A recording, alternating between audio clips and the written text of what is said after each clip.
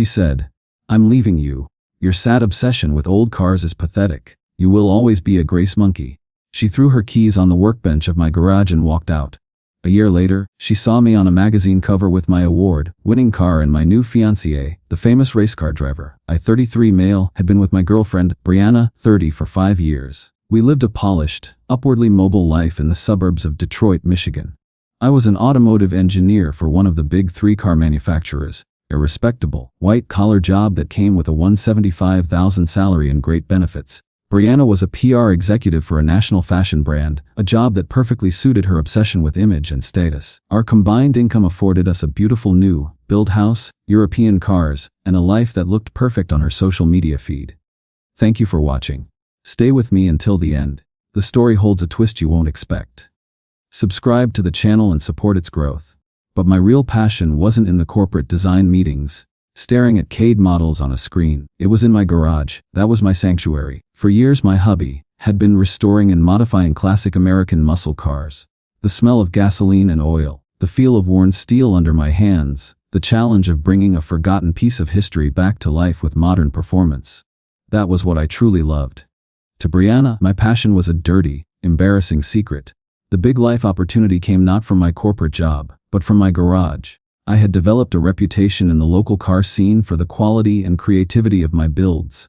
A wealthy collector offered me a significant sum to build him a custom car. The offer was so substantial it planted an idea in my head. I could do this full time. I could open my own high-end custom shop, Vanguard Motors, and turn my passion into my career. My plan was solid. It would require me to quit my safe engineering job and invest $150,000 of our joint savings to lease a shop and buy the necessary equipment. It was a risk, but a calculated one. It was a chance to build my own legacy, not just be a cog in a corporate machine.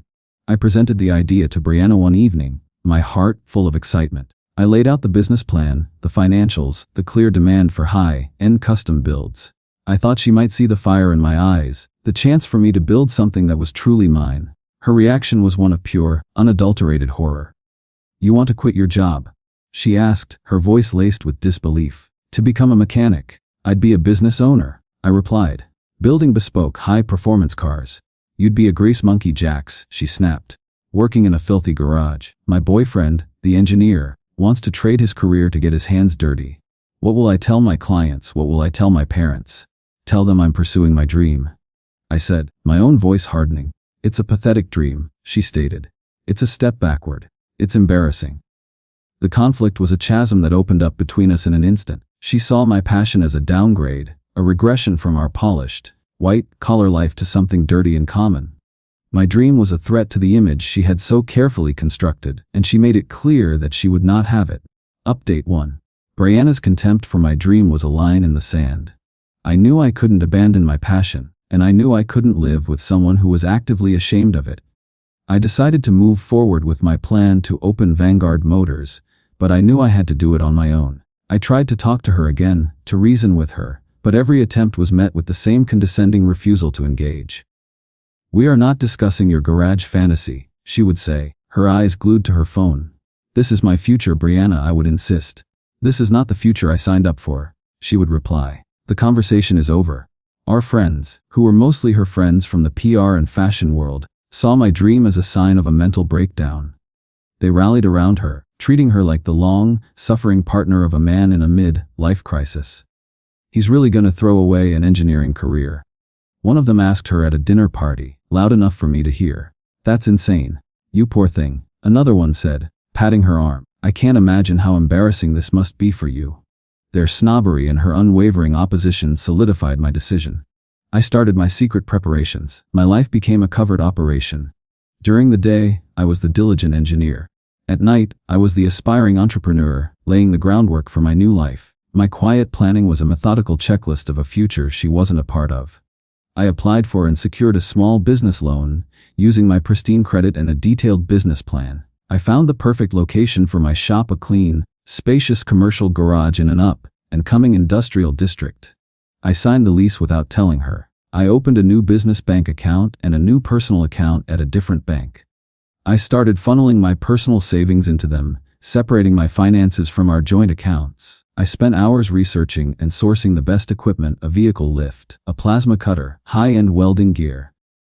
I bought them and had them delivered to the new shop. I was building my dream in the shadows, piece by piece. The secrecy was a heavy weight, but her scorn had made it necessary. I was systematically extracting myself from the life we had built, a life that felt more and more like a gilded cage. I drafted my resignation letter to my corporate job. I prepared the legal documents to dissolve our shared assets. I was planning not just the launch of a business, but the complete and total amputation of a toxic relationship. Her image-obsessed world had no place for calloused hands and the smell of engine oil. And I was finally realizing that my world of passion and creation had no place for her. I was ready to choose my dream, even if it meant I had to build it alone. Update 2. The day of the confrontation arrived. I had submitted my 2-week notice at my job. The shop was equipped and ready to go. I came home from my last day as an automotive engineer and found Brianna in the living room. "I need to tell you something," I said, my voice steady. "Today was my last day at my job. I'm opening Vanguard Motors on Monday." She stared at me, her face unreadable for a moment before it hardened into a mask of cold fury. "You went behind my back," she said. "After I told you no, you didn't get a veto on my life's dream," I replied. "You've ruined us," she said, her voice trembling with rage. "You've thrown away everything for this dirty hobby." She gave me an ultimatum. I had to call my old boss and beg for my job back. I had to cancel the lease on the shop and sell all the equipment. I had to give up this childish fantasy forever. Only then would she consider staying. "No," I said. "I'm not doing that." That was when the final, brutal scene unfolded. She walked out to the garage, the place she despised, the place where my dream lived. She looked at the classic Mustang I was in the middle of restoring, her face twisted in a sneer. "I'm leaving you," she said, her voice dripping with contempt. "Your sad obsession with old cars is pathetic. You will always be a grease monkey." She took the keys to our shared house off her key ring and threw them on my workbench. They clattered against a wrench, the sound echoing in the sudden silence. Then she turned and walked out of my garage and out of my life. I didn't try to stop her.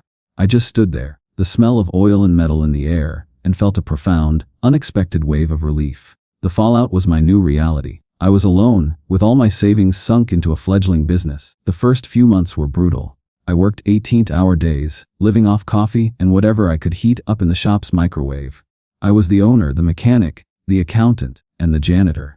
But for the first time in years, I was truly happy. My breakthrough came from an unexpected place. A woman walked into my shop one day. It was Danica, a world-famous race car driver who I had admired for years. She had heard about my work through the underground car scene and had seen a picture of the Mustang I was building. She was sharp, knowledgeable, and saw the artistry in what I did. She didn't see a grease monkey. She saw a fellow artist. She commissioned me to build her a custom, one-of-a-kind track car. It was the project of a lifetime. Working with Danica was incredible. Our shared passion for cars quickly blossomed into something more. She became my biggest supporter, my confidant, and my partner. With the prestige of her project, my shop's reputation exploded. A year after Brianna walked out, Vanguard Motors was a massive success. We had a 6-month waiting list and were building cars for clients all over the country. The car I built for Danica, a stunning black Resto, modded Charger, won Best in Show at a major national car show. The win got us a cover story in a major automotive magazine. The cover photo was of me and Danica, my new fiancée, standing proudly next to the award-winning car. The headline was simple: "The Vanguard of Custom." The flood of texts from my old life started the day the magazine came out. Friends who had mocked me suddenly wanted to catch up. And then came the email from Brianna. She had seen the cover. She had seen my success. She couldn't believe it. She said she had made a terrible mistake. I deleted it without replying. Final update. About a year after the magazine cover, Vanguard Motors had expanded into a much larger facility. We were sponsoring a racing team, and I was in the process of designing my own line of custom parts. Danica and I were planning our wedding. Life was better than I could have ever dreamed. I was at a charity auction in Detroit, an event crawling with the city's corporate elite. Across the room, I saw a familiar face. It was Brianna's father. He looked uncomfortable when he saw me, but to my surprise, he made his way over. "Jax," he said, extending a hesitant hand. "It's good to see you. Congratulations on all your success." "Thank you," I replied, keeping my tone neutral. "Listen," he continued, his voice lowering. "I need to apologize. When Brianna told me you were quitting your job to open a garage, I sided with her. I told her you were making a mistake. I was a snob about it. He looked me in the eye, his expression full of a genuine regret. We raised her to value a certain kind of life, he said. A corporate life. We taught her to look down on people who worked with their hands. We taught her that a title was more important than passion. That's our fault. We were wrong, and I am so sorry. He told me that Brianna was miserable. She had found another executive to date, but she was unhappy, constantly chasing a status that never seemed to satisfy her. He said seeing my success, seeing me achieve my dream on my own terms, had been a bitter pill for her to swallow. His apology was an unexpected and final piece of closure. It was an acknowledgement from the very world that had scorned me that I had been right all along. I left the auction and drove home, my mind clear. The lesson I had learned was a powerful one. A person's worth is not determined by their job title or the cleanliness of their hands at the end of the day. It's determined by the passion they bring to their work, whatever that work may be. Brianna couldn't see the engineer in the mechanic. She couldn't see the artist in the Grace Monkey. My revenge wasn't in the magazine covers or the awards. It was in the quiet satisfaction of a perfectly tuned engine. It was in the beauty of a flawless weld. It was in building a life and a business that was authentically, unapologetically mine. And it was in finding a partner who didn't just tolerate my passion, but shared it. I pulled into my driveway and walked into my garage, my real home. Danica was there, working on her race car. She looked up and smiled, her hands smudged with grease. She was the most beautiful thing I had ever seen. I was at peace, I was in love, and I was exactly where I was meant to be.